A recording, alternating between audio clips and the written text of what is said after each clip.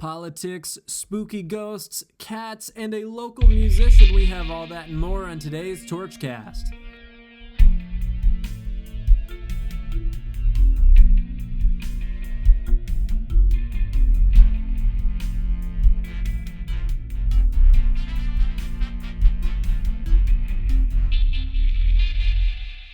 Hello and welcome, I'm Devin Anderson, and this is the special Halloween edition of the Torchcast for October 28th, 2015.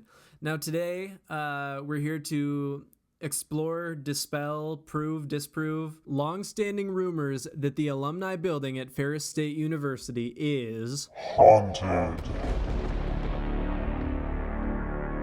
The new Torch office is located in the alumni building, right in the heart of where many people say there's a ghost named Michael. Now here to discuss this with me, I have the Torch's editor-in-chief, my boss, Mr. Keith Salowich is here.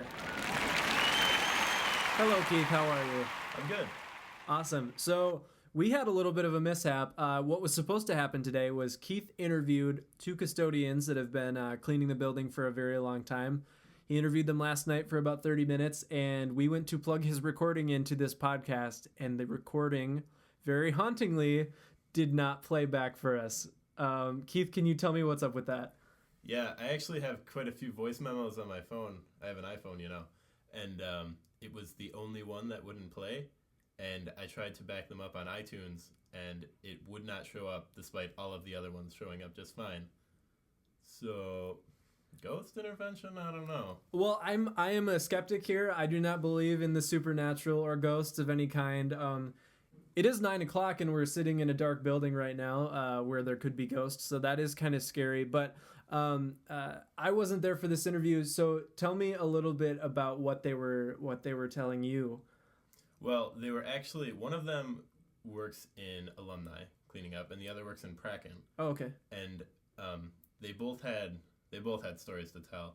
Primarily, one of the custodians, Laura, she was the one in Kraken, and she had a lot of experience with multiple different, entities or whatever you'd So like to Michael call them. isn't the only ghost. No, it's a whole family or a whole club. I don't know. Could this be the ghost of Woodbridge Ferris? I would not doubt it. But would he be here to harm us if he were? Does he mean harm? Were they saying that his or her intentions were bad?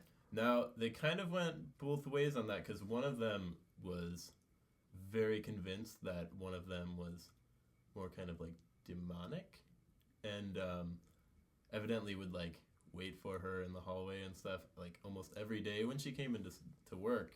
So that one, she was getting a more negative feel. She talked about feeling threatened a lot, and how it wasn't just a sight thing. She said she'd see these orbs of like red and yellow and orange light, almost like a crackling fire, and they would have like these prongs, like barbs, like almost like a sea urchin kind of. And she said she got a very, very threatening feel from that one, and there was this kind of like smell that accompanied it, and she'd see it and she'd feel it, and I thought it was really interesting that it was kind of going at all senses, But then there were also some more docile ones that they had mentioned. Okay. Now, I'm a skeptic here, so let me interject that they just turned the steam heating on, and there is some clanking and occasionally loud bangs from the pipes. So that is one thing that could be considered ghostly behavior. That's actually not, but orbs of light, I don't know how to describe. There's also, we just looked at a map of the basement here, which we're located in, and it's kind of, there's a lot of stuff that's not used. There's an entire gym and like probably 12 classrooms that no students currently have access to. They're all just empty, unused. Mm-hmm. So do they have experiences in those parts of the building? Now, for the most part, they don't even have keys to that. Okay. Just kind of the overseer of the building or whatever you'd like to call them does. But they did mention that they think that the ghosts just kind of want to be left alone and secluded and out of the way. And that's maybe why they hang out in alumni, because there's not a whole lot of action around here. So if they had to exist somewhere, the inner recesses of alumni alumni's basement would not be a bad place for them. Okay, so it's late at night right now. Do you want to? And I'm pretty sure we're probably the only ones in the building.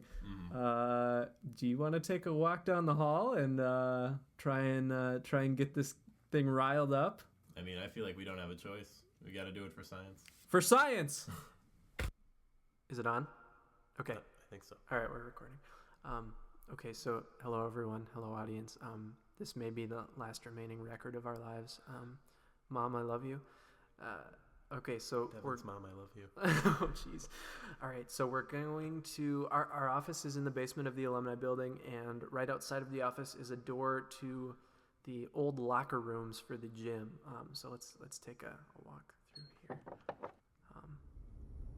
Wow, that is a weird smell. That is a terrible smell. Oh, this is creepy.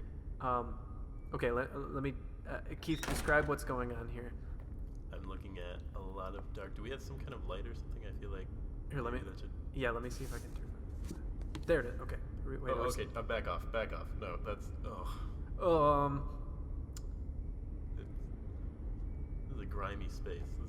This is disgusting. We're in the male, the men's locker room is locked, and we're in the female locker room. There are urinals in here for some reason. It's not like they make it out in like the middle schoolers, fantasies. This is awful. No, not at all. What was that? That was you. Was that you? Oh, yeah, that was me. Sorry. Oh. But wait, what was that? Dude, no, stop messing with me. I'm not doing it. Oh my God. Keith. Run! Good. No! Ah! Oh! Keith, come back here. I can't see you. I can't. Is that you? That's you. Okay. All right. Oh my God! Oh! Keith! Ah! Today's Torchcast is brought to you by parking at Ferris State University. Yes, Ferris State Parking. Imagine more. Parking spaces. Yep, just imagine them.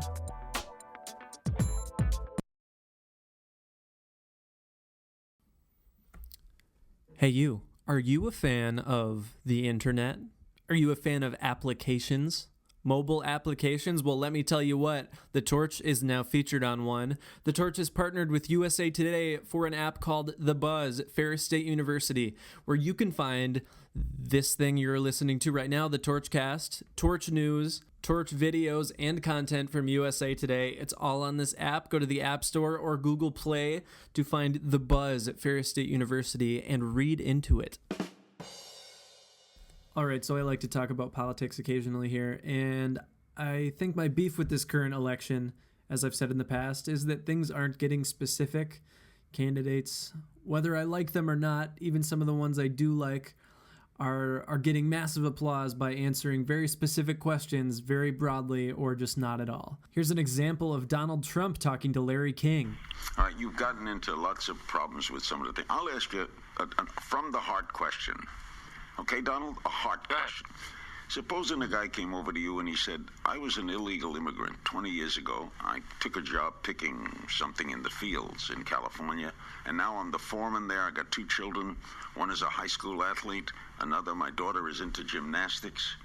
I've been here illegally for 15, 20 years. You want me to go back? Yeah, well, I don't want to comment on that one right now, Larry, because that's sort of a question where I just don't want to answer it right now. But we do have to have, we are a country of laws, and we do have to have laws for the border. What are you saying? Okay, here's an example from the other side. This is Bernie Sanders on the Ellen DeGeneres show. She asks him, what do you want to do? He tells her in great detail. She says, how? And here, you can take a listen. Let's say you get into the White House. Let's say you're president. And Obama has been up against the same thing. Everyone shuts you down. You have all these ideas. If you get in there, how do you make this happen? Because everyone's going to want to stop that. We have got to come together. We have got to get involved in the political process. We have got to stand up and fight back and make certain that the United States government starts representing all of us and not just a handful of billionaires. But you didn't answer the question. You see answers like this from just about every candidate, where they'll say something broad and get lots of applause for it, and that's okay to begin with, but if they don't eventually elaborate a little bit, I don't know who I'm going to vote for.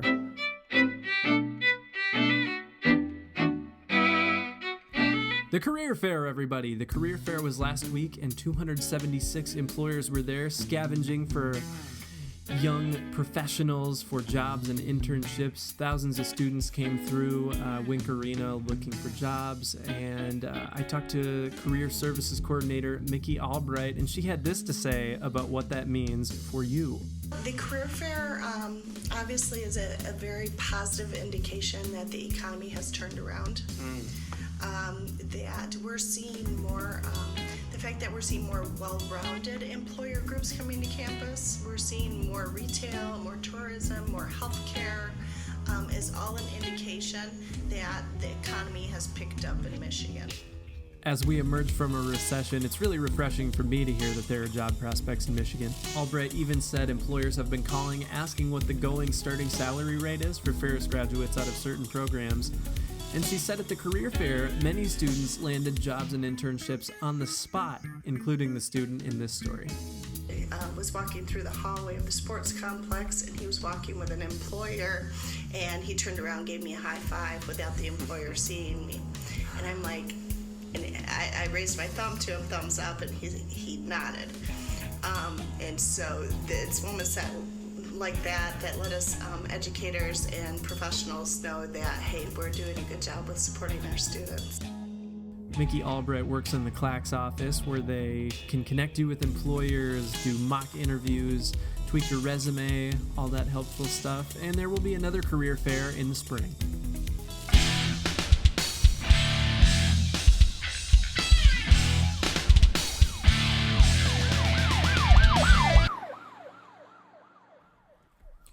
This is from the Torch's On the Record section. The Department of Public Safety issued 361 parking and traffic violations last week, totaling $6,170. Stolen tortoise. The city police are searching for a tortoise stolen from the Animal Shack on South Michigan Avenue, valued at $150. Ice cream thrown. Officers responded to a littering complaint at Henderson Hall. A suspect had thrown ice cream against a Henderson window and fled the scene. Here's my favorite. Officers removed 2 cats from a residence in Travis Hall. 1 student was referred to the Office of Student Conduct for a residency violation.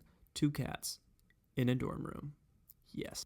Make sure you pick up the Torch this week. It's all over campus and at fsutorch.com. This week we have news about guns on campus, taking on racism, the #1 volleyball team in the nation, a push to put marijuana on the ballot in 2016, a musical premiering in Williams Auditorium this weekend, and a lot more. Next week, we will be in Austin, Texas. The folks here at the Torch will be heading to Austin, Texas. I'm flying out in a few hours. I'm very excited. And we will have probably some news from Austin, as well as an interview with President David Eisler. Make sure you stick around for that. Now, some tunes from a local musician. This is Allison Levesque. She just started here at Ferris as a freshman, but she's lived in Big Rapids all her life. Works at Quinn's Music. We've got a full story on that in the Torch this week as well. Here's Allison playing a song. This has been the Torchcast.